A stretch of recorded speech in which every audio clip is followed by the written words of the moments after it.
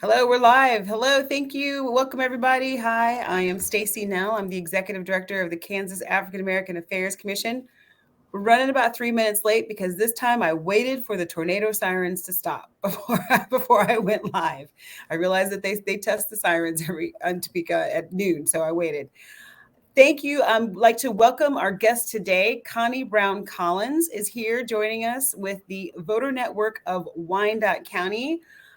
Connie, I gleaned a little bit of a bio for you that I'm going to read. She has been a resident of Wyandotte County for the past 20 years. She's the organizer of the Voter Rights Network of Wyandotte County. Her organization was heavily involved in recent redistricting efforts and court cases that impacted the northeast corner of Kansas. Her work was not a solo effort as she collaborated with other organizations from the Johnson County and Wyandotte County NAACP, Advocates for Immigrant Rights and Reconciliation, All Souls Universalist Unitarian KC Justice Action Group, El Centro, and the League of Women Voters, just to name a few. And I've also been on several calls, especially concerning redistricting and voting rights. That's kind of, the main two things I really wanted Connie to have an opportunity to come on and talk about today. So Connie, welcome. Thank you for coming. Thank you so much for having me, Stacy. Yes, fantastic. So, I mean, it's the first question. I don't know if you've watched any of the Lunch and Learns. The first question I always ask people, what are you having for lunch? I will probably have some chickpea salad that I made and some crackers, little green salad on the side. There you go. I've got some leftovers. My husband and I did a little date night and went to a place in downtown Overland Park. So I've got leftovers, which I had to threaten my children not to eat. They're like, "That looks good." I'm like, "No, it's not yours." But okay, we only have a half an hour, and I find that I have more questions than we ever have time for. Yeah. But you are involved in Wyandotte County in voter engagement. How did you? What's your background? How did you come to this type of work? Well, I'll give you the short story.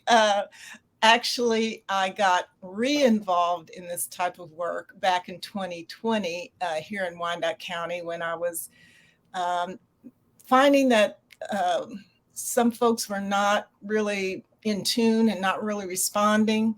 And unfortunately, I wasn't getting a lot of responsiveness from our elected official at that time here in Wyandotte and our election commissioner, and who neither of these people are any longer in office. But at that time, I just kept hearing about the difficulty with advanced voting sites and drop boxes and not enough drop boxes, this, that, and the other. So I just decided to jump in. And this was in the wake of my husband's passing. So I'd been a caregiver to him prior to that. And so I really jumped in with all fours, and I organized a caravan that, said, we have voting rights, we vote.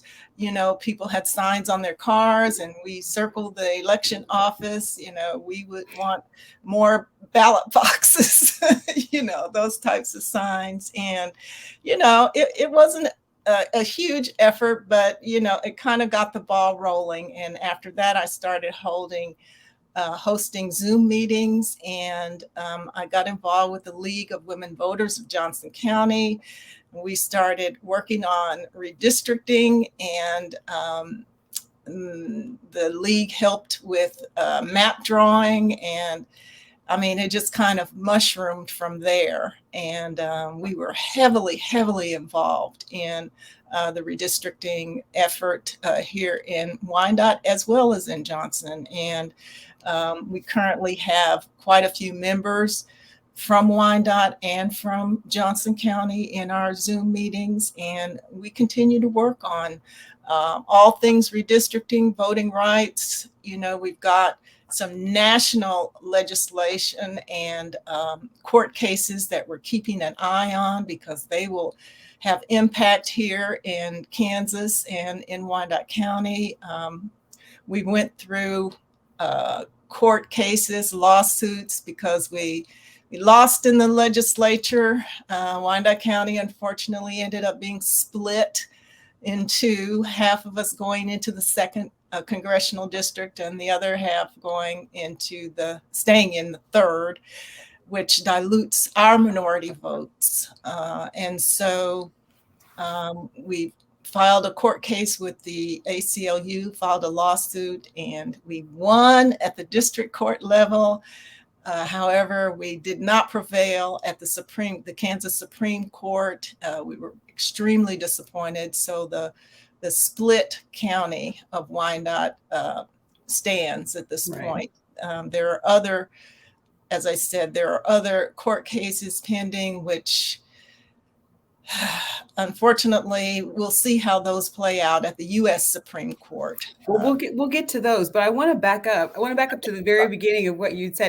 You covered everything that I'm going to ask you about. Oh, sorry. No, that's fine. No, we will get back to all of that, which is why it's all those things that you talked about is what I want to talk about. Okay. But I want to take a second to go back to the very beginning of the story that you told. Mm-hmm. Because I too sort of work in this civic engagement space, in this political space. And there are a lot of people I know who something happens maybe at their child's school, or something happens in the larger society, or something happens with voting or with whatever, fill in the blank. And that person wakes up one morning and says, I have to do something. And so I love your story, because you said that you were concerned about the voting and ballot boxes, external ballot boxes in Wyandotte County. Right. And you said, all right, I'm just going to organize my friends into a car caravan and do signs. And I think I love that, because it shows the power of one citizen with an idea and with the drive to just sort of organize, the 20 people who are around you, right? Like, it doesn't have to be this huge endeavor. I'm always talking to my friends. I'm like, listen, just text through the people who you know on your phone. That will do something. Exactly. So talk to me just a little bit about that first drive, that caravan. How did, just give us a snapshot. What did that look like? Well, yeah, as you stated, I started reaching out to friends, to church members, to folks that I knew had kind of been activist types. And we had some meetings, they signed on, and they were game. It ended up that we had to postpone the first date of our caravan due to bad weather. It iced or snowed the day that we were going to hold it. And I think having to reschedule, cut down on our numbers. But we ended up with, maybe 15 or so cars. And that's a good turnout. Yeah, it wasn't bad. And, we kind of rallied down at the parking lot of the co-op, the Merck Co-op on 5th in Minnesota. And we kind of gave instructions. We didn't have a police permit because we threw it together so quickly. But I think the statute of limitations, I'm sure, has worn off on that. I had consulted the police. I went by the police station and told them we were doing it. And they're like, so what time is this going to happen? I said, well, we will observe all the traffic signs and signals, and, we won't be blowing through any red lights or anything. And, we paraded around the UG administration building, as well as around the election office a couple of times. We had a bullhorn. We honked our horns, and people came out looking at us like, what in the world is going on? We had some news coverage, but we didn't get much on the actual news that I saw. But we did have some cameras and reporters that called, and this, that, and the other. But, it just kind of, I guess, lit a fire under me at that point, and I started really paying more close attention to Right. what was going on. Before that, as I said, I was a caregiver. I had traveled nationwide doing diversity, equity, and inclusion facilitation and training. And so, now I was, pretty much at home and not traveling anymore. COVID hit after that. But thank goodness for Zoom. Yeah. We kept going on Zoom, and more and more and more people have joined, and I've been ecstatic. And, people have the idea that Wyandotte County, people are complacent, people are there where, even in the media, the election commissioner at that time said, well, they don't vote.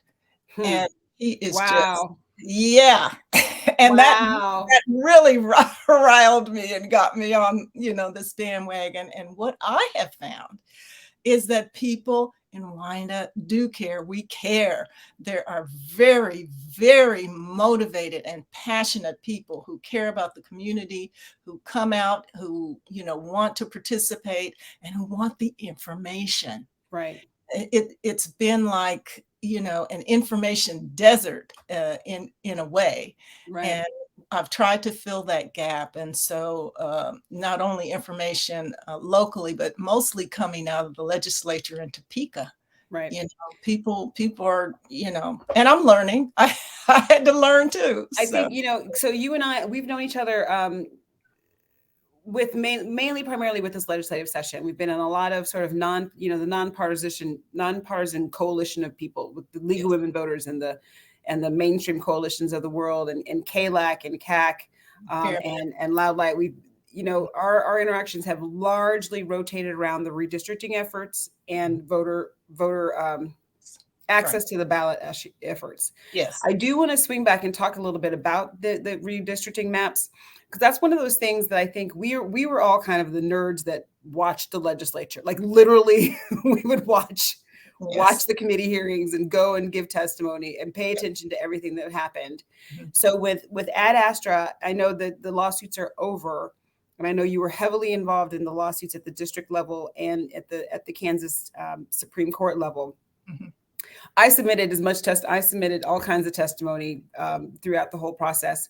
But can you talk to us a little bit about, was that, I guess I'm sort of putting myself in the position of someone who's not heavily involved and say, was it nerve-wracking? Was it scary to take this court to either the district courts or the Kansas Supreme Court? Or what was your driving force to keep that all together? Well, yes, of course, it was scary because it was something I had never engaged in before. It was my first time being involved in anything like that, any type of lawsuit. And yeah, I was nervous. I was scared.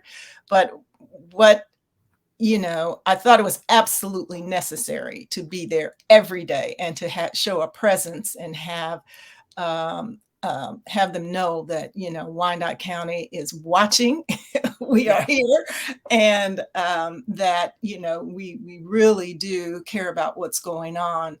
And so that was my driving force, to make sure our voices were heard, to make sure our presence was known, and also to get the word out to people to come and participate and take part in this process, which was really a first for the district court, and a first for the Supreme Court as well. And so the district court result was very positive. We won. The judge agreed with our efforts, the efforts of the ACLU and the other attorney groups that pulled together to argue our case and present our case. And he felt that there was partisan as well as racial gerrymandering that diluted our votes. And so he ruled that,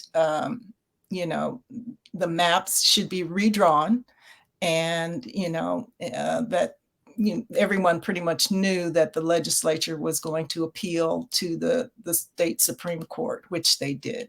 Mm-hmm. Our outcome wasn't as positive, wasn't positive at all on the state side, but we have licked our wounds and we have regrouped. And have we? I'm still kind of salty. I'll say that. I'll smile while I say it. But yeah. That was a hard pill to swallow. So if you're not familiar with what the maps wound up doing, the Ad Astra 2 map, which is specifically a map for the United States congressional districts, of which Kansas has 4, was drawn, and what it does now, because it's now the map that got passed, right, is it splits Wyandotte County north and south, essentially along I-70, somewhat the Kansas River. Yes. And so now, like, my family's now in Congressional District 2, as opposed to Congressional District 3, because my family's in Wyandotte County, but they're north of 70. I was watching very carefully because, like, these are my people. I was watching it from a personal standpoint. Right. And Wyandotte County is geographically the smallest county.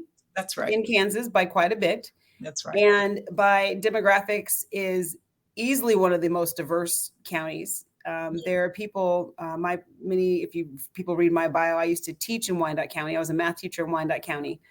The demographics there is truly the salad, right? The melting pot, whatever analogy you want to use. Yes. That's what Wyandotte County is. I maybe because I'm not sure if any one demographic has a majority. Do you know what I mean? Like, I can't say, I don't think if it's majority white or majority Hispanic or majority Black, because it is so diverse in Wyandotte County. Yes. We're just about equal, 1/3, 1/3, 1/3, roughly. Right now, I believe our Latino Hispanic population is slightly ahead in terms of actual numbers. And also in terms of our overall population, even though we're the smallest county, we're the 4th largest in population. Right. And so, we are among, the 4 top population-wise counties. And in my estimation, yes, we are a melting pot, and we feel really terrible, like we're being torn apart. We're being split in that way. And but again, we're doing our best to keep it together and to keep the fight going, because we've got these elections coming up, and we're fighting for our lives here. Definitely. So what started as you organizing 20 of your friends together to do a drive caravan, circling through downtown KCK, has grown into the voter network of Wyandotte County. So tell me, how did you decide to not just be, I'm a person who's organizing my friends, to no, I'm gonna organize. What was that move like, and how did the voter network of Wyandotte County sort of get going? I was attending a number of Zoom webinars. One was offered by the Mainstream Coalition, and it was on redistricting. And I had heard and read about redistricting, wasn't quite sure what it was. And so, over a year ago, I tuned into this webinar, and they had, someone from one of the colleges and these researchers and numbers people who talked about redistricting. And I said, oh my goodness, I would never be able to grasp any of this. Little did you know. And then a woman from the League of Women Voters, her name was Connie Taylor. She got on, as a participant like myself, and said, well, the League of Women Voters is kind of leading the charge and working with communities to help communities understand these concepts and do their own mapping to create and define their communities of interest.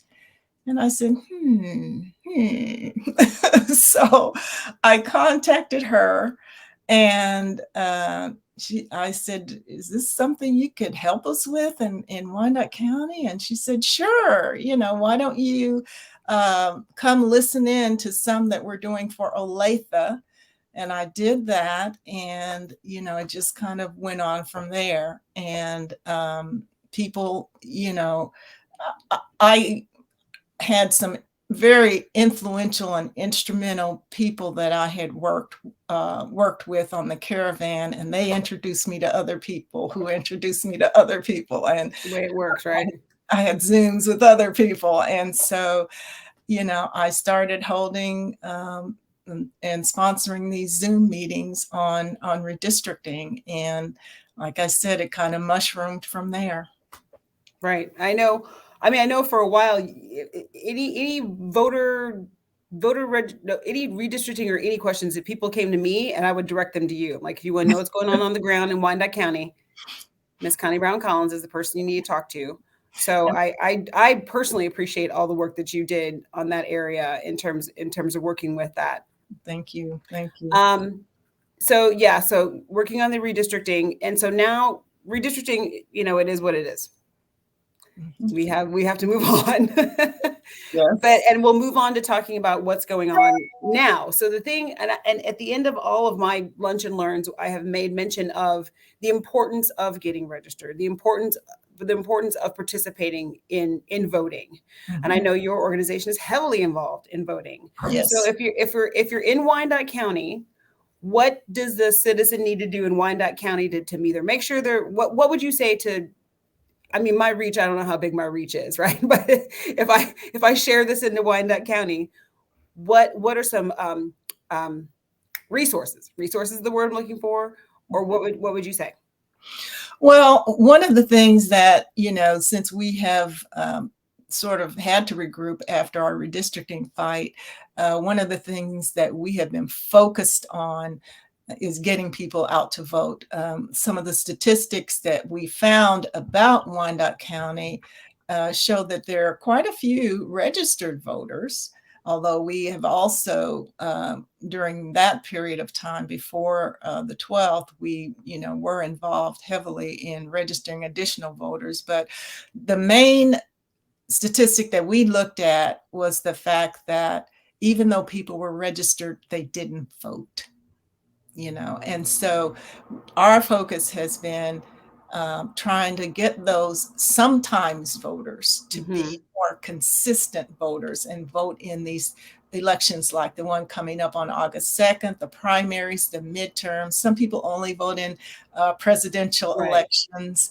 And again, some people don't vote at all. So I've been working with the voter network, Lindsay Ford. She has come to our meetings a couple times. I have led, and the program is Voter to Voter. I have led trainings and meetings on Voter to Voter, in which you use your own network, your own organizing within your friends, your folks that your relatives, and try to get them out to vote if they haven't been voting consistently. And you can do that, through the internet, social media, texting, emailing, newsletters, all sorts of different methods, formats, and ways. And there's messaging that you can use. I developed some messaging specifically for the African American community, because we do something called code switching. Mm-hmm. We speak one way when we're talking like this, when we're talking on the job, when we're talking to a bank, when we're talking, out to businesses, and we switch and very often use a more relaxed form of English when we're talking to friends and family, and to folks that we know really well. Right. So I developed some examples and explained what code switching is, and developed some either texting or voicemail or speaking examples that people can use, and even one for pastors. And I got a seal of approval from the one that I developed for pastors. Well, good. And Lindsay Ford was on this live stream last week and talked about Voter to Voter. Mm-hmm. And I made my own team I've known about voter to voter for a while, but this was the first year that I actually made my own team. Good. So I will once again say that it's very easy to do, and I am now tracking, spying on, paying attention to about 20 of my friends. Excellent. And like you said, I already texted. I just copy pasted, texted. Hey, are you aware that there's an election coming up? Because I took like my zero ones and twos, the people like you say that are registered to vote but who may not be voting. Yes. And just said, hey, are you aware that there's an election coming up on the 2nd? Do you need any help with just sort of made that first contact. So yes, voter to voter. Now we've got about 5 minutes left because I started a couple minutes late, so I'm going to go half an hour. What do you got coming up? I know you've got some election protection trainings coming up, so tell us about that. Yes. So tonight, election protection in-person training. Tonight at 7 p.m. is Johnson County training. Tomorrow night, Tuesday night, the 19th, at 7 p.m. is voter protection, or it's also observer or poll watcher training. Yeah. So as I say, tell people what do you, when you say voter election protection, what exactly are we talking about? It's to have people posted around the exterior of the polls to make sure people are able to vote without any hassle, to make sure, people are able to vote provisionally if that's what they need. I remember our last major election, one of the sites in Wyandotte, they would say, well, we don't have any provisional ballots. Well, that's unacceptable.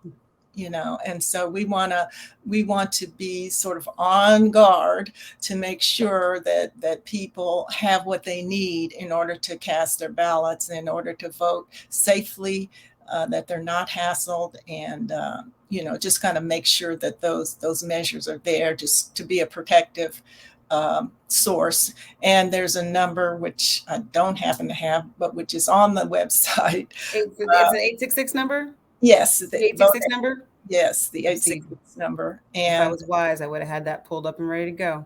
You can call that if you observe anything. It's not necessarily about intervening in the moment, but certainly calling and let the voter protection folks know what's going on, and it will be remedied. So that those are happening, those trainings. You have to be trained in order to be a poll watcher or poll observer. Those trainings are happening tonight and tomorrow night in person at 7 p.m. There's also one that's going to be held, it should be in the chat, I believe on Thursday night, Wednesday or Thursday night, and it is going to be online for people who cannot or do not want to attend in person. It's called a rural training, but I was told this morning that anyone can join that training. And so for people who miss the in-person early this week, they can join that one. Okay. So in the chat, I'm looking through, Sierra's been dropping in. We've got the JOCO training sign up, the Wyandotte County sign up, and the one she was just talking about, it's listed under WYCO and others. So if you're looking through the chat, there's the Wyandotte County training, there's a Johnson County training, and then there's one that says WYCO and others. That's for like a catch-all, right? Yeah, that one is virtual. The first two are in person. Okay. Mm-hmm. Okay. Mm-hmm. And then I also dropped in the at least the website to for the 866. Yes. I'm trying to see if I can find the. Here we go. There it is. So the phone numbers, I've got them in English and Spanish. Okay, good. All right. So English, it's 866 our vote, which is 866-687-8683. So that's the number to call. It's kind of like a hotline number if you're at the polls, and if for example, if they're like, we don't have any provisional ballots, they need to have provisional ballots. Or if there's issues of intimidation, or if there's anything going on around the polls, you can definitely report that. And so the trainings you're offering is for people to be poll watchers. So yes. That's what I'm mainly getting to. There's a lot of different ways for people to get involved with the upcoming election, to provide some election security, or just, security for people as they come to vote. It's unfortunate, but we're living in kind of a different world than we were 10 years ago. So yes, we are. that's So pretty. some other things that are going on in Wyandotte. Yes. There are going to be some canvases, door-to-door canvases on the 20th, and in Wyandotte County from 5:30 to 8:30, and these are vote no canvases. There's also going to be at First Baptist Church on the 23rd, which is Saturday. The Unity Group is hosting a candidates forum, asking candidates to focus on what they will do specifically for Wyandotte County, how they will serve the community. I don't have a link for that, but I may later in the week that I can pass to you, Stacy. And so that's going on. There's a Get Out the Vote phone banking that More Squared is organizing, and Wyandotte County folks are participating. That should also be in the chat, the link to sign up for that. And so quite a few things are going on in our meeting on Thursday. We're having several candidates come talk to us. Two that are running for district judge, and one candidate running for running for US Senate. And so that's Mark Holland, and the two district court judges are Candace Alcaraz and Judge Tony Martinez. So they Is that information on your Voter Rights Network website? It may be. If Send it over. I'll get it all typed up and put it out in an email. Will do. And I'll be glad to send the Zoom link for our meeting on Thursday as well. It's at 7 p.m.